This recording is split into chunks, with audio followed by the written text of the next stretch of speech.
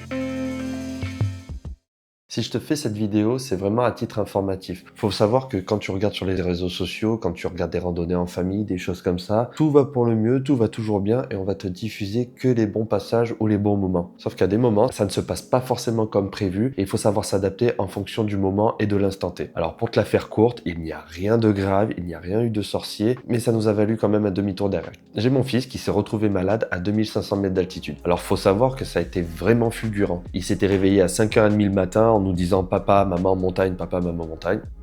À vos ordres du coup. Donc aussitôt dit, aussitôt fait, on s'exécute, on prépare nos affaires, notre pactage et on part directement en montagne. Et il toussait juste un petit peu, mais rien de sorcier, pas de fièvre ni rien, il avait la forme, il était motivé, donc tout allait bien à ce moment-là. On commence à faire l'ascension, 100, 200, 300 mètres de dénivelé. À 300 mètres de dénivelé, on commence à avoir un petit plateau, donc on décide de descendre le petit. Le petit qui s'amuse à gambader. Le gamin, il est dans son élément à la montagne, donc pas de problème avec ça. Il court à droite, à gauche, il se promène. Donc on continue la traversée du plateau. Je le reprends avec moi pour se dépêcher de manger parce qu'il approchait de midi. Donc je le remets dans le porte-bébé et on arrive à notre spot final comme vous avez pu voir dans la vidéo où on a commencé à manger. Et le temps que je prépare la popote, les lyophilisés et le repas du petit, j'ai sa mère et le petit qui commencent à les jouer. Donc il mange un petit peu mais pas beaucoup comme en montagne parce qu'il est plus préoccupé par courir à droite à gauche que par manger. Il mange un petit peu mais voilà, sans plus, il y a surtout l'excitation qui prime. Et d'un coup, il nous fait un on-off. Il y a un déclic. Il vient me voir et il me demande d'aller dormir dans le porte-bébé. Tout de suite, instantanément, et je vois qu'il est KO.